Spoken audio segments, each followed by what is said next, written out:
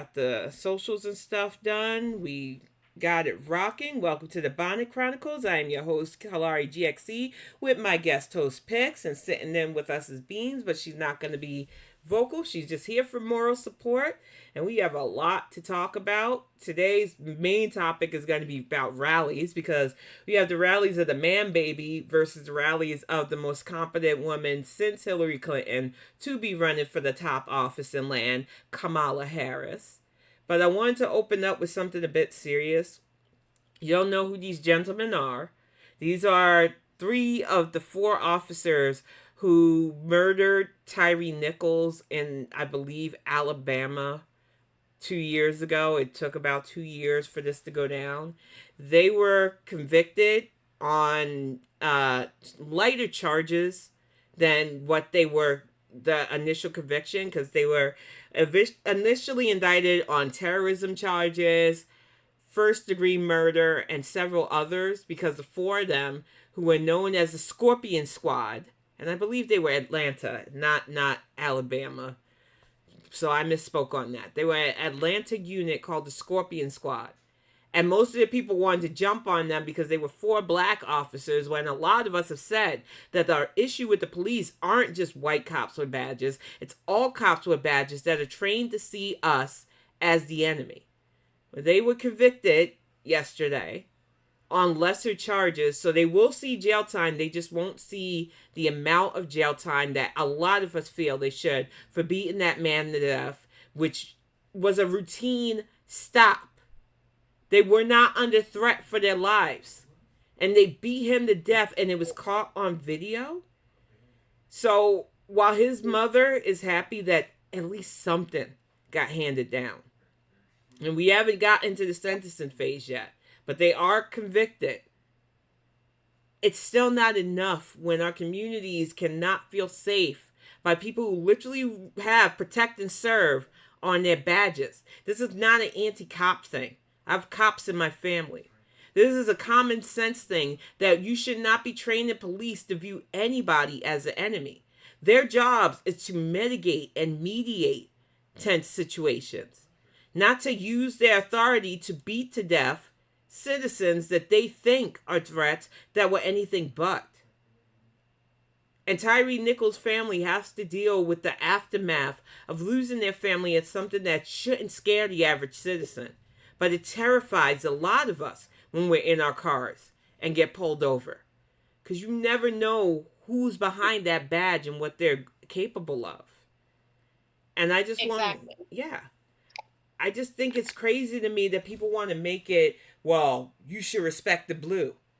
I can respect the blue if they respect the citizens they're supposed to protect. But they are not an infallible source. And then I remind you that the origins of the police were the slave catching people. So no, we are not going to be doing that whole respect the blue. The blue needs to earn our respect. And I don't care if it's a blue person that looks like this or a blue person that's non-melanated.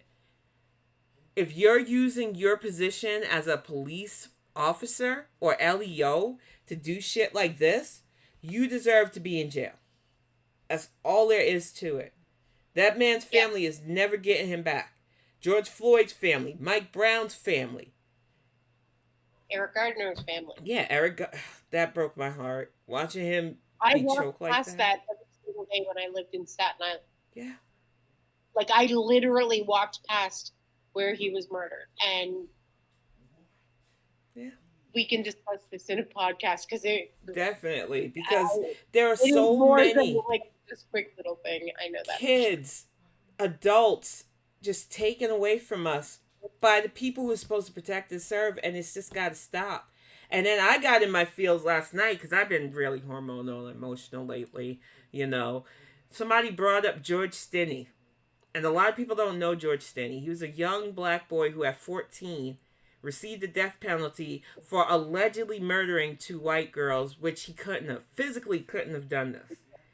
He was coerced into a confession and hung on my birthday in June 16th, 1944. And they exonerated him a century after almost. But what's that do for his family? What's that do for his spirit?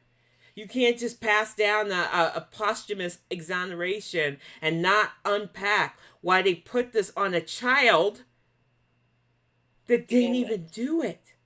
The girl shown signs of assault that could not have been done by him, but they wanted a scapegoat. And this is why I get so in my feels about stuff like this, because people want to make it nuanced, and it's not nuanced. We literally have a police force that is trained to see black and brown, especially, as animals. And we got to get away from that. But speaking of animalistic behavior, y'all know we love us some Adam Mockler here. I follow his channel. He pulled this and he reacted to Trump's Wisconsin rally. I just want you to hear a bit of this before we talk about this stuff, because if you don't think this man is unhinged after hearing this, I don't know what's wrong with you. This was some really crazy stuff. So we're going to get this fired up because his rally shows us who he really is. I have to sit there and listen to her bullshit last night. All right, Trump took the stage for his rally in Wisconsin and immediately began swearing. He was extra angry today, angry at Fox News, angry at VP Harris, angry at the world around him, as he always is. And with 38 days to go until the election, he's not focusing on the economy or how he can help everyday Americans. No, he's focusing on his political vengeances. He's calling VP Harris mentally impaired and taking it to a new low. Donald Trump is dragging American politics down to a new level, and us with it. The election is rapidly approaching and we have zero time to waste, so make sure you subscribe, make sure you drop a like to boost this pro-democracy message, and let's jump right in with this clip of Trump not even dog whistling, but using an all-out bullhorn, pushing the great replacement theory, saying that we're going to lose our culture due to immigration. Watch this clip. Look, Adam is... You got to do what you got to do. He's very You got to get these people back where they came from. You have no choice. You're going to lose your culture. You're going to lose... I agree about Adam, but listening to him say that when he's literally... he has immigrant ancestors, drives me up a fucking wall. Yeah. And a man who's literally wearing orange pancake makeup should not be doing stuff like this. All right, Beans. We'll see you soon, girl. Let me just block this bot. Mod actions. I'm glad I can do this from here now. And you're not seen on my stuff, man or woman or whatever you are. But now you're gone. And that is it. I just get aggravated by people that do stuff like that. They drive me insane. Want to be famous? No, I don't want to be famous. Get out of my stuff, bot. Ridiculous. But yeah, I like Adam's channel. I think it really does highlight that young people can be politically aware and invested. But his whole replacement theory thing just does not set right with me. Lose your country. You're going to have crime, he's the likes of which nobody has ever seen. Deranged. Oh, yeah. This is only one... I can't remember whether or not I put it in playlist. He's messed up. Yeah. He's like, the orange makeup is like the spray tan or whatever the hell it is not even covering all of his face anymore. It's like covering part of his face. He doesn't have it going around his mouth properly. Like he's slurring his words more than usual. He is speaking as if he's bored and detached. And he's like not connecting with anybody at all. Nope. And that gymnasium one that he did, the rally that he did the other day, that we're going to talk about tonight. The fact that he had half a gymnasium and there were very few points where anybody was cheering or anything until he brought up transgender, immigration, or other buzzwords that like make America great again, that kind of thing. It's hate rallies. As soon as exactly, that's literally all it is. Like the MAGA equals hate. Yeah. There's when was the last loving thing that they said? When was the last kind thing that they promoted? What was the last genuinely good policy that they have claimed that they're going to enact? I can't think of one. Everything is about making the immigrants the enemy, making black people, telling us people are stealing your jobs. And then when you ask them, what jobs is that? Oh, you know, the janitors, the maids. And that's not to look down on people who do those jobs. But they are still in that mindset that that's the only jobs we are qualified for. And it's like, no, motherfuckers. We are doctors, your teachers, your lawyers, your writers, your politicians. We are equal here. And I know some of them don't want that, but you don't get a choice. You're not gonna own us anymore. So no, no, thank you. And with the rise of digital entrepreneurship that a lot of us have going, we're not beholden to any of this fuck shit anymore. Exactly. And I think that's what they're worried about. Oh, you will not replace us. We don't want to replace you. We just want to move on with our society from your archaic hate. It's ridiculous.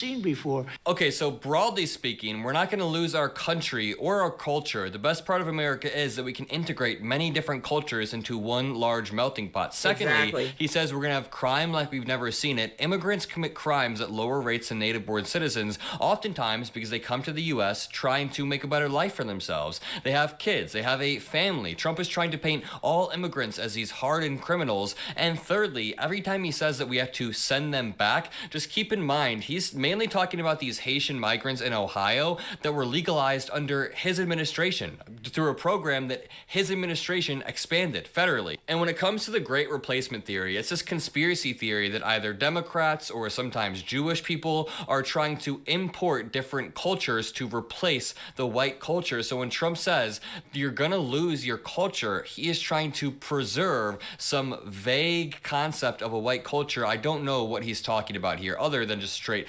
racism. It is straight racism, but when he says that, my brain goes, most of the white people I've ever met and interacted with don't even consider themselves in a culture collectively. Like, my Italian friends say they're Italian. My Irish friends say they're Irish. My German friends say they're German. They go by their heritage and nationality wise over white culture. Anybody I ever met that pushed the white culture talk also wanted to lynch people that look like me. I'm just saying. The only white culture I've ever seen in America has been either KKK or neo-Nazis. Most white people who try to embrace culture often look for other parts of their heritage. That's why you have so many white people who claim to their Native American heritage, even they don't want to really unpack why they have that heritage. Or when they find out that there's a large portion of them that are black, but they don't want to talk about why there's such a large portion of their bloodline that are black. They don't seem to understand that while black people say we have our cultures, we understand the nuances that black American culture is different from any of the countries on the continent of actual Africa, because that's a whole bunch of different cultures too. And we protect our culture because we had to fight to be people. There's a fucking difference. And so many people try to emulate that without understanding it came from a dark place. And we had to bring light to that darkness. So when we talk about black culture, it is a way to show people that we are human beings and we embrace our roots. We know where we came from, we know where we're going, and we know we're not going backwards towards those dark places.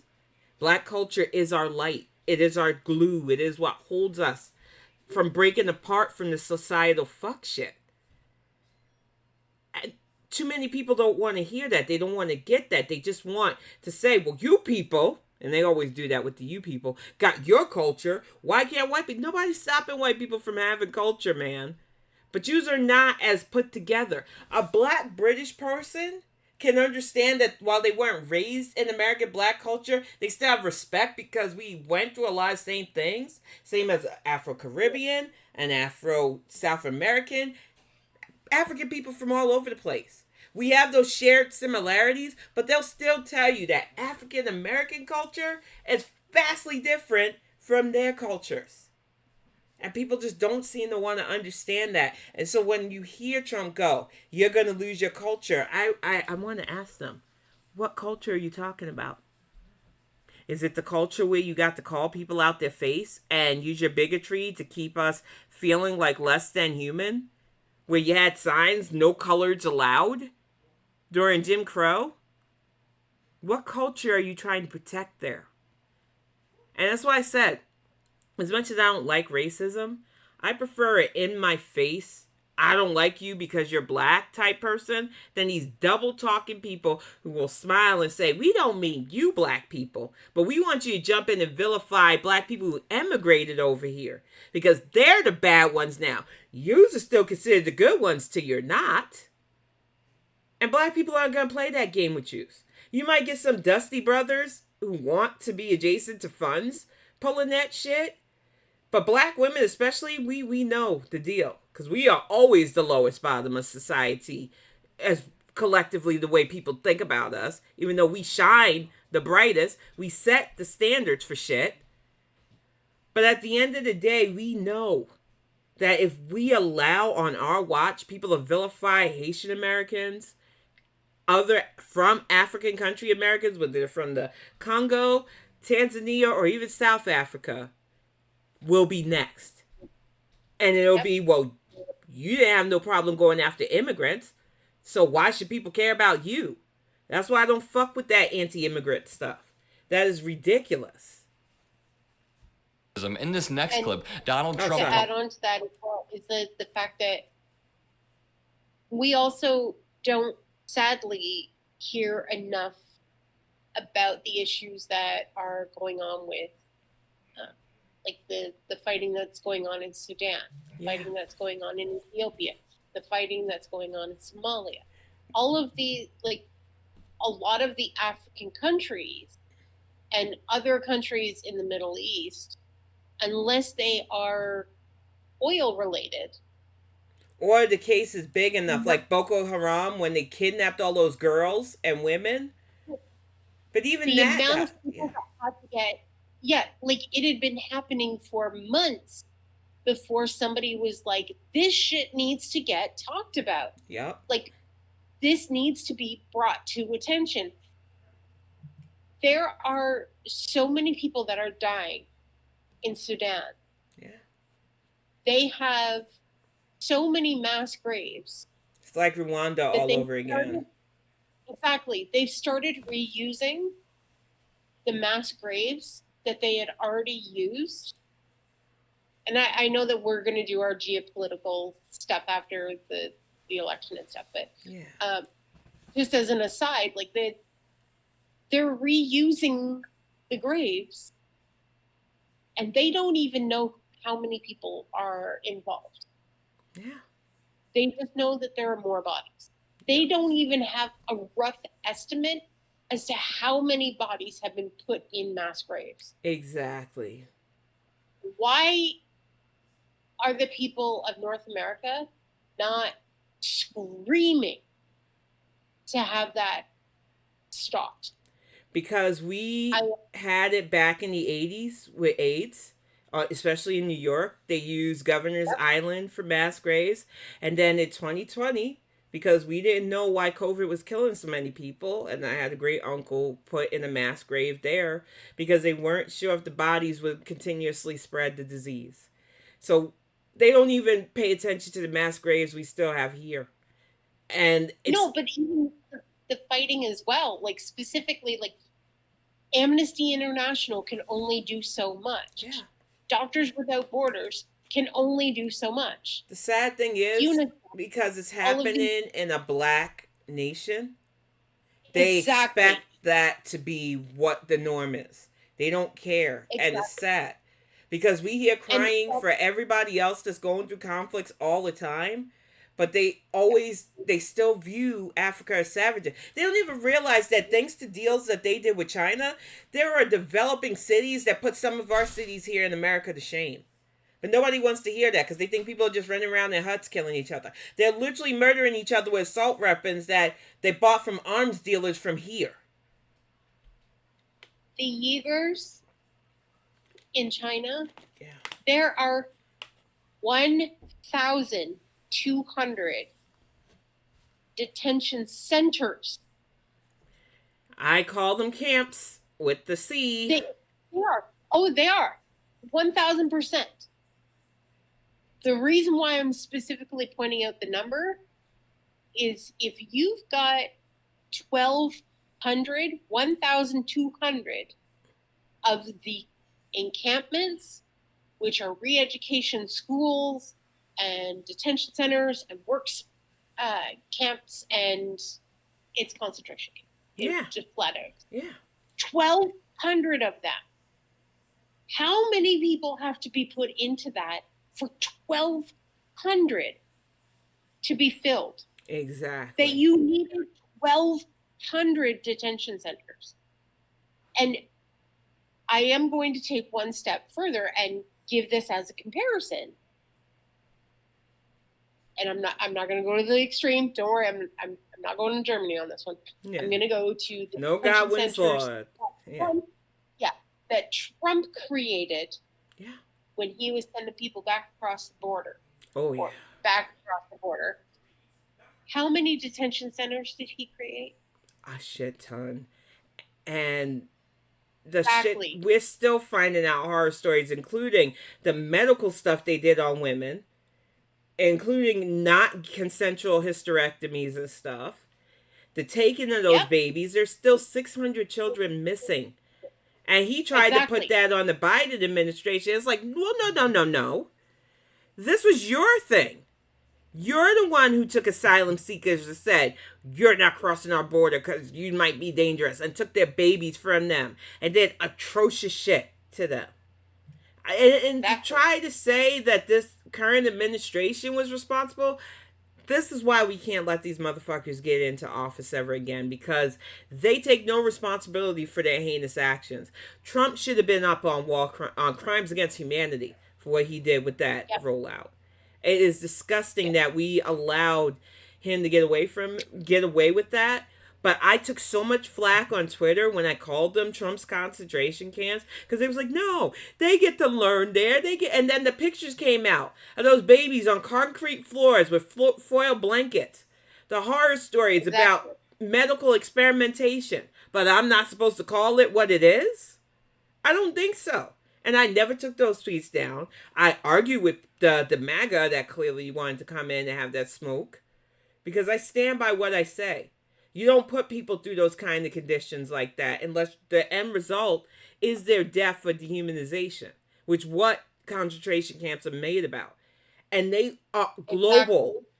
Exactly. People act like they're not going on worldwide. Siberia in itself, they want to call it a penal colony, but they were trapping people up there in Russia for centuries. China has them. The UK used to have them. Japan had their own version. Every country has gone through it, but we are one of the few who tried to modernize it under relocation camps for immigrants when they were literally torturing and separating families. But this man is so unhinged, and immigrants are such a scapegoat for him. And it just makes me mad because a lot of Americans are tired of hearing that. We either have immigrant family, immigrant friends, immigrant business partners, shops, and stuff that we like to frequent. Oh, sorry. And we don't want that hate. It's not our hate to have. Hi, Nala, honey. She's like, I'm going to be a kitty co-star. Hi, sweetie. How you doing? How you going? She's like, I hear somebody being a bit loud. Population and their jobs. More dog was. The cow's been talking for a little while. It's awesome. I get to hear her voice. I'm happy. Those are bullhorns. But what they're doing to us, and I saw that. It's also the fact that they're taking all of our black population's jobs and our Hispanic population's jobs. You haven't seen the real job now. Because it's so close to the voting. Yeah. He is... One of two things is going to happen. Everybody is going to be either, you know what, we really do have to do this. We are registered. We are going to do our vote. We are going to make our voices heard. Or, oh my God, just shut up already. Yeah. Because he just said it again. That whole, they're taking Black and Hispanic jobs. I'm like, it's 2024. Why is he trying to act like this is like 1940s, 1950s mentality? This is not okay. He is literally just saying this shit because he knows MAGA's not going to press him. The Republicans are too scared to press him.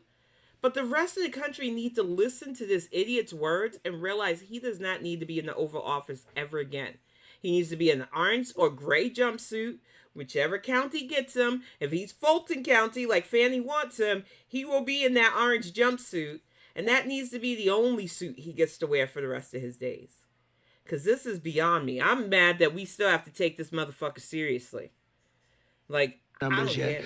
And I said this also 2 years ago. I said, these people that are coming across the border illegally by the millions are taking the jobs of the Black population of America and the Hispanic population of America. Okay, that's enough of that. I'm not letting my blood pressure get raised by this fucking bigot with bad makeup. I am just like, when you see somebody who should not be in charge of anything, he is a literal trust fund baby who has done nothing in his life worth noting except promoting himself. Oh, he's an actor. Yeah, he cameoed in Home Alone. Oh, he wrote the art of the deal. No, somebody else wrote that for him and he put his name on it. The casinos, he bankrupt. The hotels, he no longer owns because he's running out of money. The man is Trump a University. fucking Trump State. Trump vodka. Everything that Trump man touches. Water. Yeah. Turns to fucking poo. But because he has that aura of I'm famous because of The Apprentice, which his buddy got him that gig, we are stuck with this man until he dies. And I'm sorry. I said it and I don't care. I don't normally speak ill of the dead, but the moment it is confirmed that that man is no longer breathing on our earth, I'm popping a bottle. I am going live with every kind of goodbye song, including na na na na, hey, goodbye, because fuck that man. For real. I've hated him for the longest time. You could not be in New York real estate without knowing that crumb bum and his dad and the fucking conditions he put people in and the way he wouldn't even rent to Black people. You cannot be in the business sector like my grandfather was without dealing with idiots like this who were not smart enough to be in the business sector. And he wanted so much to be in the high society circles more than anything. And high society talks shit about that man. Yep. It's infuriating. And that is why I cannot wait to once again show Donald Trump that you're not like us. We don't want you. And you can move it along there, Skippy. But we're going to highlight an actual decent rally. The one that makes him jealous. The one that set him off during the debates. And well, like I said, I'm not a huge Lynn Cheney fan for obvious reasons. No. I think when push comes to shove, she's doing what she has to do to protect democracy. But she voted against a lot of stuff that could have helped voters' rights. She voted against George Floyd Policing Act. She'll toe the Republican line for her own ends. But at the end of the day, she's sick of MAGA too. So I will give her props for doing this with VP Harris. But I still don't trust her. So we're going to start with this opening she did and get to some of VP Harris's rally, just to show the difference in mood and attitude that you get from these. Officials in his campaign and in our government to tell the mob to leave. And when Donald Trump finally did speak publicly after hours of violence, after the Capitol had been invaded, he praised the rioters. Yep. He did not condemn them. That's who Donald Trump is. Those facts that we know about what Donald Trump did, including what he did when our Capitol was under siege, those facts do not come from Donald Trump's political opponents. Those facts come from the people closest to him. They are the ones who testified that Donald Trump did not want to stop the violent attack on our Capitol. When he learned that Vice President Pence was not going to abandon his oath, and help Trump seize power, Trump sent out a tweet attacking Pence and further inflaming the mob. Mm-hmm. One of Trump's aides testified that shortly after that, this aide received a phone call alerting him that the vice president had been evacuated for his own safety from his office off the floor of the Senate. This aide recalled rushing to the dining room to tell Trump, hoping that this information would convince him to take immediate action to ensure the vice president's safety. Instead, after this aide delivered that news, Donald Trump looked up at him and said, "So what?" He said, "So what?" And you can hear Kamala in the background saying that we're her, the so what?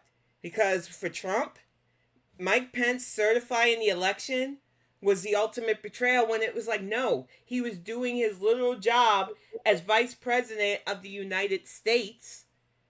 Yep. But to him, if you don't swear outright loyalty, that's it. He doesn't care. And as much as I don't like Mike Pence, and I don't hide it, he's creepy. The whole mother thing creeps me the fuck out. He did not deserve that. He did not deserve MAGA turning on him so hard that his life was in danger, that his family's life was in danger. Yeah. I think it really is. It is. If they get back in power, if Trump gets back in power, I think Pence is going to have the target put back on him. Oh, yeah. He knows it. And they won't just stop with him. They will go after his whole family. And it's like I said, this isn't just a partisan thing anymore. We are literally looking fascism right in its ugly face. And everybody that isn't with them is an enemy. Every one of us. And that's the reason why I'm sure that's why Pence hasn't endorsed Kamala. Yeah. Is because it's not even that he's afraid for himself. He's afraid for his entire family. Exactly. Because I'm so sorry. There's somebody has said recently that they weren't able to defend all of their family members. I can't remember who it was. Oh. Please tell me who it is. One of the Republicans that should be speaking out said, I can't protect my family enough. It might have been Kemp. Or because he came out to say he's not going to do the voter shenanigans and stuff. But there's been a lot, sadly, Republicans who just want to break away from MAGA, want to get back to business, want their party to stay their party, that have been under death threats, full-on attacks, shit left at their homes, literal stalking, because they won't fall in the line with this fuckery. And it's scary. I'm more scared for the conservatives that just want to do the right things at the end of the day, because they are being swallowed up whole by this MAGA monster, even. Exactly. And even if I can't get with all of their ideals, because I'm not a conservative at heart, I just can't. I have some values that seemingly lean that way, but I've always been more pragmatist than anything else. And what drives me nuts is that people feel pressured. It's like a bullying even to fall in line with stuff that doesn't align with their ideals and goals. They don't want to oppress women's rights. They don't want black and brown people to feel out of place here. They want a cohesive America, but they're up against a machine that just will not stop, that has dictator ties, and a message that sadly a lot of white people who tried to act like it was their message, but they showed us more than once that it is, that just want to hate anyone that happens to be different than them. And it's scary because we are not up against actual Republicans. We are up against a fucking hate machine right now. And it is getting people left, right, and center in our fields about this because it's dangerous. With Fox News as their talking point, they have corrupted so many seniors' minds to be afraid of stuff. They have poisoned generations of white Americans into believing that you're going to be replaced, instead of we're going to actually build an America where we can all live and grow together, which is what VP Harris's message is. But they're so used to, you're going to take ours, you're going to take ours, and it's like, that's not the goal. Why do you believe so wholeheartedly that's not the goal? Y'all spent the last, I'm going to say, because President Obama had 8 years, Joe Biden's going to have 4 years, but you just spent almost 2 decades saying they're coming for our guns. VP Harris said at the debate and on the rally floor several times, I'm a gun owner. While I want better gun laws that makes it harder for these mass shootings to happen, I'm not coming for your guns.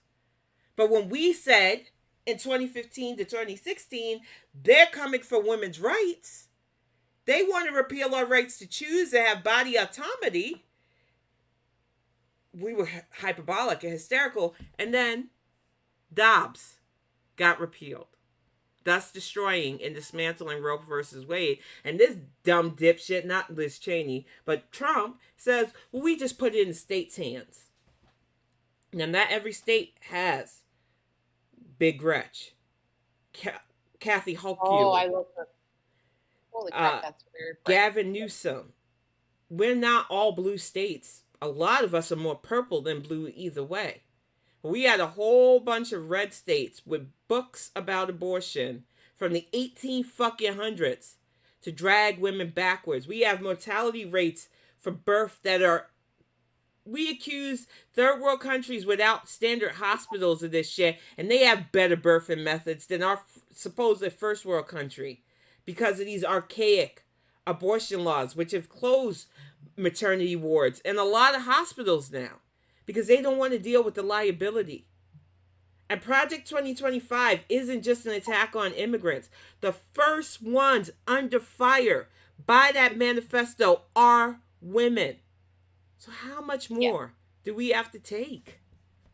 Now I'm going to bop to VP Harris because I don't want to disrespect Liz Cheney, but I really do want to get to how confident and stuff, because I do want to get back to the women's rights thing.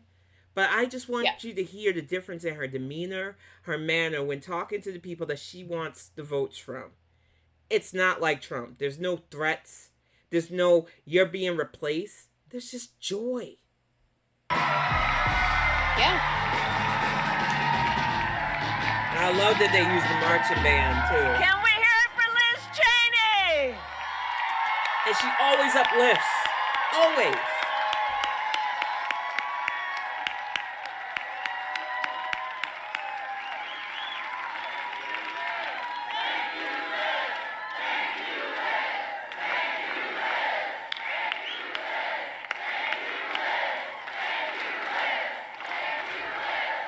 Imagine this kind of cheering instead of fight, or all the other bullshit. Yeah, at Trump's. Yeah. I just, it's so different. It's so more refreshing to watch her rallies versus those boring hate shows of Trump's. It is so Liz good wasn't to be back expecting in it when she first came out and they said that. Yeah. You could tell that she has never been told or chanted at like that at all. And it's a shame. And while I don't see her pulling a Liz Warren yet, I think as more as she works with VP Harris and stuff, and as her party continues to implode from the MAGA stuff, we're going to see a lot more Republicans go, you know what? I can't do this no more. I can't.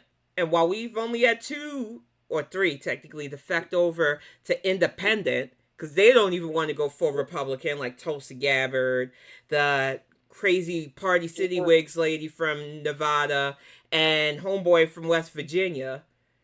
Most of the Democrats are a solid unit. We just don't have time for grandstanders who don't want to get the work done. Exactly. I thank you, everyone, for being. Please have a seat. I thank you all for being here. But I just, she's like America's mom already. I have to already. emphasize that every time I come here, and Liz, I was actually a kid here too when my parents were at the University of Wisconsin, so we have that in common as well. In fact, Tony Evers always says when I land, "Welcome home." But I say all that to say, every time that I've come here recently, one of the conversations that we have, all of us together, is how much we love our country. Yeah. And that really is the binding factor in us all being together and taking the time to be together, to really just renew and remind everyone of what is at stake, but born out of love that we have this fight. And I want to thank you, Liz Cheney, for reminding us that regardless of party affiliation, is a factor that binds us all. I'm going to pause right there, but I just said it. The difference is so stark. To use that German word for heavy as well, it is so stark that there's no grievances. When she opens up, she is thanking Liz Cheney. She understands that while they're on a different spectrum of the political aisle, coming together to protect our democracy is the goal. There is love, there is joy, there's warmth. There's no me. There is all of us. And it just... What can I do for you? Yes. How can I make your life better? Not what can I take away from you for you to make me feel better about myself, because I've got a tiny, tiny little mushroom. Exactly. And I don't know how to get through the day without that being propped up by as much Adderall as possible. Exactly. Now we're going to watch a little bit more of this, and then we're going to get to the Afghan women's topic that I want to cover before we wrap up, because it has been crazy, y'all. This whole last couple of weeks have been eye-opening for women's rights. But this is why November is so important and beyond. Because we can't just elect VP Harris and expect her to do this alone. We need a functioning House and Senate as well. So I will be going hard during the midterms as well.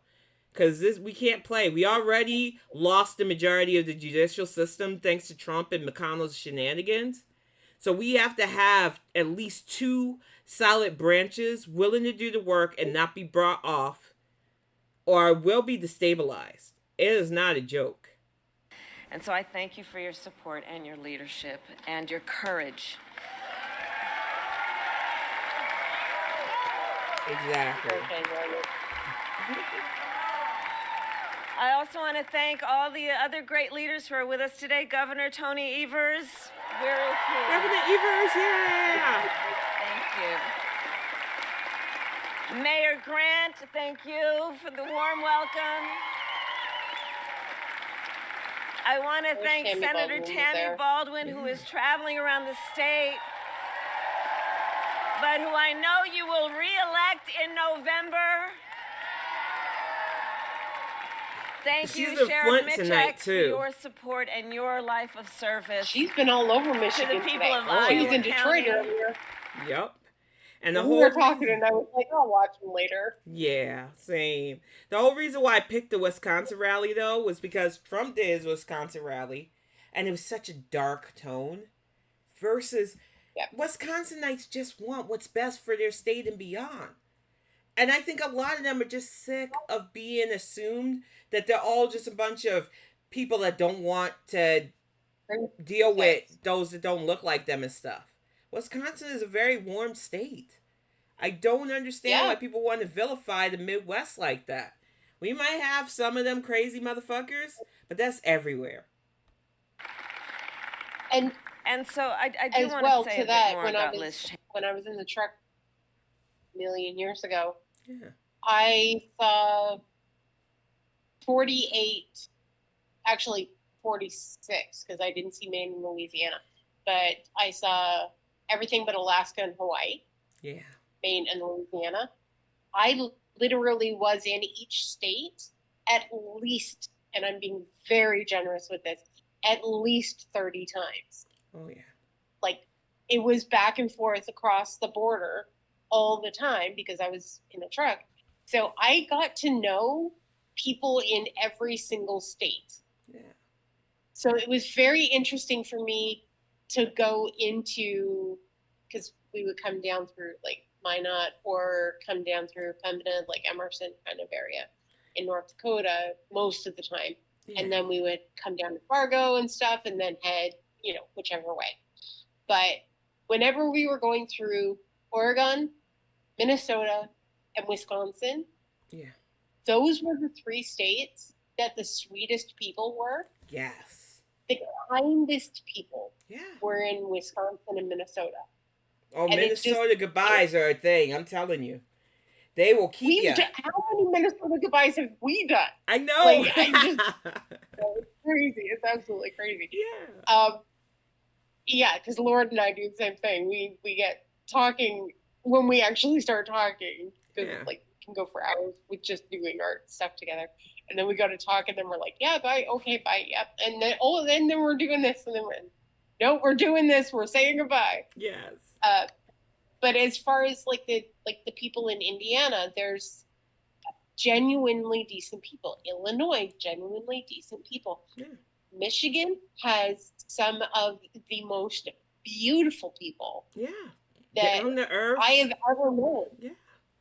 And like it's a cross section of like, and I mean I could go through every single state and explain like who I think is better and stuff. And then I lived in New York. Yeah. And people don't understand that. While the 5 boroughs, to me, that's my home, that's my life. There's a whole other state attached to it that is just like the Midwest. Upstate New York, you don't get more rural than that. Hunting, trapping, my family would go up to the Catskills. Yep. Yeah. I'm like a couple of hours away from upstate New York. Yeah. And being very generalizing with where I live. Yeah. Yeah. But yeah, so I mean, I'm used to going to Syracuse and Watertown and Rochester and Buffalo. Yep. I'm used to doing those. Yep. And Poughkeepsie and Schenectady and like going into Rochester to the Irondequoit Mall. Like I'm used to going into Wegmans and the ones that like what's her name? Doherty doesn't. Oh yeah, she likes to. Never even watched her, but I know that she does Wegmans halls because I remember seeing like Frenchie putting those ones up. So. And that's the thing. It's like I said, people assume so much when America is 50 states, and depending on the region and stuff, because I lived all up and down the East Coast myself. I was born in New York, went to Florida for schooling. Ended up in South Carolina briefly with my family when I left my ex. Then moved to Georgia for a bit when Grandma got sick and we wanted to be closer to family so that we could all work together and tend to her. Then when she passed, I couldn't stay in Georgia. I loved that state. I loved the people, but I lost my heart there. My grandmother was my heart, and I was like, I was having close to a nervous breakdown about it. So my godparents were like, move to North Carolina. I think it'll be in your alley. And when we got to that part of Durham, it was like a breath of fresh air. And then when I got my place in Parkwood, just that little insulated small town, but so diverse. Like we had neighbors from just about every place, from Bangladesh, from Thailand. We had all kinds of people living just on our block, and it reminded me of New York. I was friends with the people that owned a little corner store down the road, which was a godsend during the winter because nobody wanted to go all the way out to the supermarket. I could pick up some quick eggs and stuff right at their store. And whenever they seen us like at the Sam's Club or the Costco, we'd stop and talk. So my life in North Carolina was just so sweet. But it got to the point where traveling up here anyway was starting to wear and tear on me. Plus, a lot of shit was going down in North Carolina. We had open neo-Nazi and KKK marches going on. Vandalism of black homes, especially if they knew we were politically active and stuff. And it just wasn't feeling safe to raise kiddo down there anymore. So I was grateful to get back up here to Michigan. It's not like New York, but it's close enough to a lot of stuff. I get a little bit of southern feel where I'm at, but still close enough to the north where my accent isn't out of place. Because while I can do the drawl sometimes from living in the South for almost, over 20 years I spent in the South before we came back up here, I'm still a New York girl. It still comes out, especially when I'm heated, And I can say y'all or use guys interchangeable. And I think that the problem I have with the Republicans trying to divide and conquer us is at the end of the day, even with the different regional feel for some of us, a lot of us had similar backgrounds and growing up, especially us Gen Xers. That's why I get shocked at Gen Xers who are diehard MAGA, because they didn't stand for that when we were teenagers. They were fighting the power with us. They were rocking the vote with us. And now they're like, you know what? I want to hate. And it's like, this must have been what you were always about, because you didn't show that side of you when we were younger. I would have never thought that much of you when we were younger to be like that. And it's scary because friends that I knew from high school, that I still got photos of with the peace signs and everything else, on Facebook, full MAGA. On Facebook, when we were deciding if we were going to take Syrian refugees in, women and children only, that said, we don't trust them. I cut ties with a lot of people that I used to think I would be friends with for the rest of my life. But these last couple of years show me who they are. And for me, there's no going back from that, because this was how you always thought of us. We were convenient when you could use us to say you weren't racist. But once you felt safe enough and insulated enough in that MAGA coil, that's where your true side came out. And it's sad, because it really shatters my heart sometimes to think of people that I was that cool with being like this. But exactly. It has to be so disheartening to watch them just kind of like implode from everything that you ever learned of, like what you went through with them, and watching them become who they were. Yeah. Like that to me, that has to be so disheartening. I'm so sorry that you have to deal with that. It's a betrayal that, while I shouldn't be shocked, because I was warned by my family growing up that there are just certain people who will show you one side but keep their real side hidden until it's too late. It really, when you, like, these are people I came up with. It's not just friends in high school. These are people that I went through elementary, junior high, and then high school with. So it stings a bit more seeing that out of them, because it's like, where did this come from? You didn't just have black friends. You slept at our house. You didn't just have black friends. You called our parents, mom and dad, too. But all of a sudden, because Trump gives you the release that you've been bottling up, you think you can go full fucking MAGA? And then when everything falls apart for MAGA, that I'm just going to be like, oh no, we can be cool again? No, that, it hurts. That's the best way I can put it. Don't forget shit. Yeah.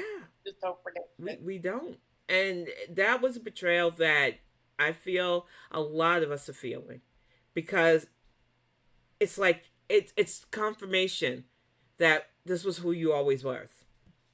Because you have... That's probably what hurts the most, is knowing that you felt genuine friendship towards this person, and they never internally reciprocated that. No.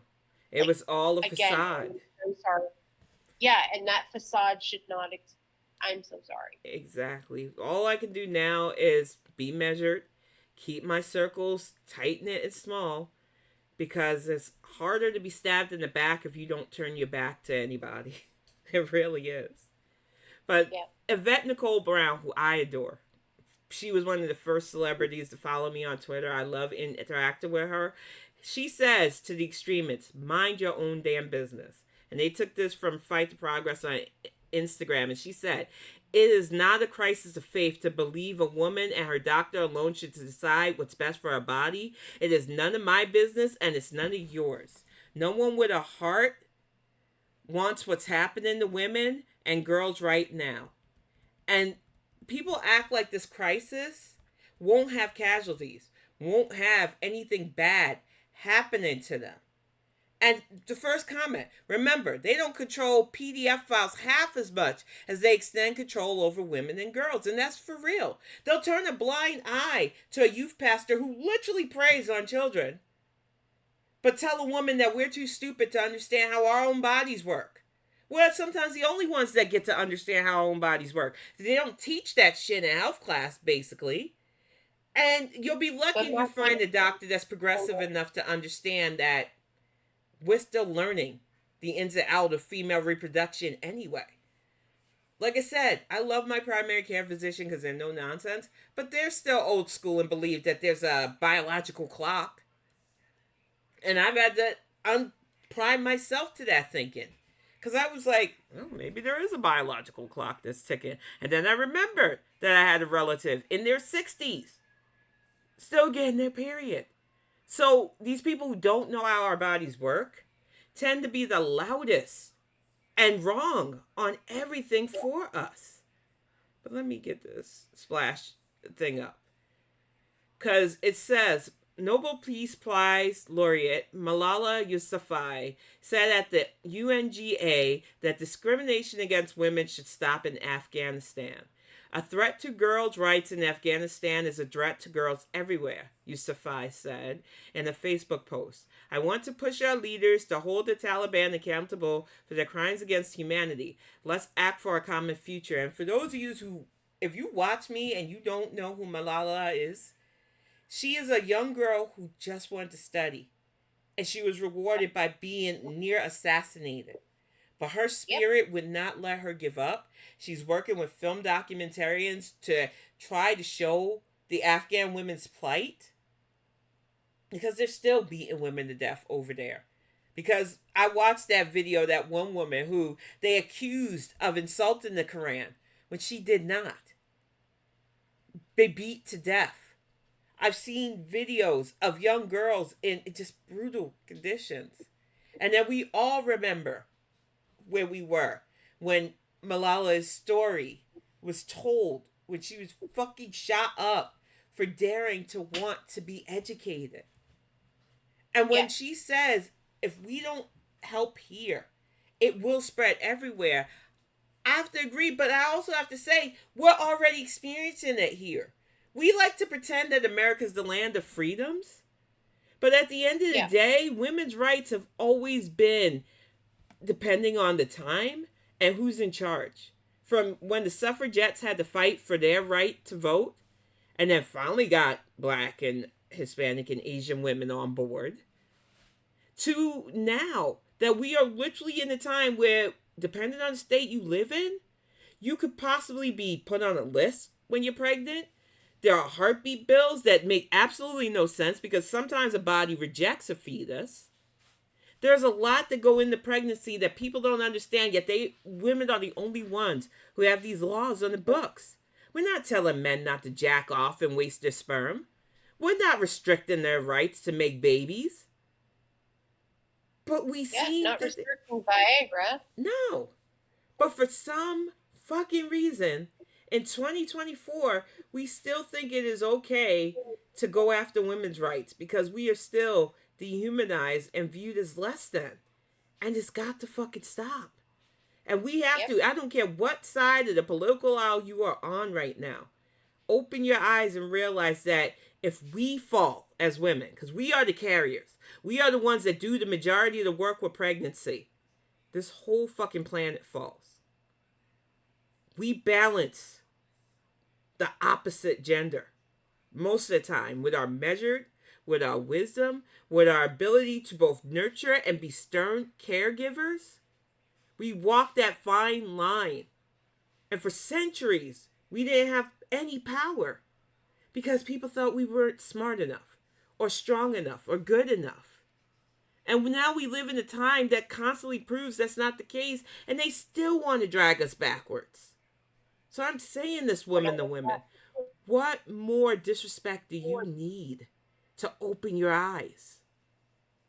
This is not okay. No. You know? I think at the end of the day, as voters, we can make memes about Rovember. We can make memes about being single or childless cat ladies. But we need to stop allowing this dehumanizing tone in regards to our gender. We need to stand up for our trans sisters, for our non-binary people, for everybody who just wants to live authentically, because this was when we started screaming for our rights as women that other people said, you know what? Yeah, we want our rights too.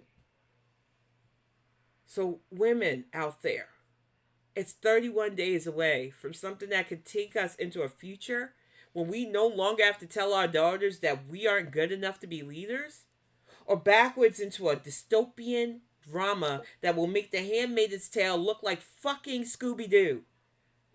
It is on us as women to stop being afraid of our shine. Stop being afraid of what we have inside of us to give to this world. Our minds, not just our bodies. We have spent too many centuries being downtrodden, downplayed, spoken over, and mistreated. It is beyond time to claim our place, equal place in society. Because this world does not spin without us. And the one thing I'm going to add to that as well is something that Kamala says repeatedly, and it is the measure of a leader is not in who you can push down, but who you can lift up. Exactly. And because of that, you can see that Trump is only always ever about himself and what he can get from the next grift that he has. Exactly. Whereas Kamala has only ever had one client. And that's all of us. Yes. That's why I got that shirt that says Kamala Harris for the people. Because that was always her slogan. And while I love we're not going back, I know that is incorporated because it's weird. Not they're not going back. Not only us are not going back. We're, all of us, are not going back. So it is so imperative. A lot of us got our early ballots. My family is going to fill ours out. We're going to get to the next town over tomorrow after we do some other business, get those shits mailed off. And it can't just be the federal national election. We have to get the midterms. I will keep drilling that home that if we do not get these midterm elections where we get a stable Congress and House of Representatives and Senate, it's not going to matter who's in charge. Because they have to deal with stonewalling, blocking bills, and having to veto asinine stuff, which is what President Biden had to deal with for most of his 4 years. And he still managed to get out the child tax care credit, the student loan. $35 insulin, Pix. The student reduction in predatory loan scams for those who had student loan debt. And Trump likes to mock the fact that he said that he wants to eliminate student debt. He didn't say he was going to be able to in 4 years, but he's damn sure near gotten a lot of people out of holes with what he could push through. And when they had a bipartisan border bill, it wasn't this administration that fucked that up. It was the selfish asshole who couldn't accept that he'd lost, calling up his buddies like Mitch McConnell to stop the most progressive border bill we would have had that would have given better equipment, better staffing to Border Patrol, and a way to get asylum seekers through the system faster. Within 8 days instead of 18 months. Exactly. But when you have somebody like Trump who thrives on chaos and fear and just joylessness, that's what you get in return. But when you pull hope and joy and uplifting into the mix, there's no going back from that. But we are going to get ready to wrap this up. If Pix wants to, she can join me again for Tell It Tuesday. I will be on tomorrow for the Saturday Bonnet Live, which is mostly girl world and stuff I find interesting on YouTube stuff. I want to thank you for sitting in, Beans. I know you're listening in the background while you get your work done. Pix, as always, thank you for being a lovely co-host. I can't wait till after the election where we can fully launch our podcast. But this has been so much fun. For real. It has. And it's like I have time with you. Me too.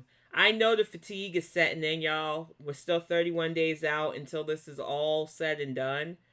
But check your ballots properly. Make sure that you're registered properly, because if you do mail-in ballots like we do, you can go right to your state site. There's a SCA or SOE site on every state where you can check to make sure your ballot was accepted and tallied. We got to be all in. So I'm going to wrap this up. Thank you once again, Pix. Thank you, Nala. You're the best kitty co-host. And thank you, everybody who tunes into these. I'm going to have this uploaded to YouTube a little bit later. But right now, I'm going to go make some dinner for Greg and I. Already took care of Kiddo earlier because I didn't want him pacing. And I will see y'all soon. Hi, everybody.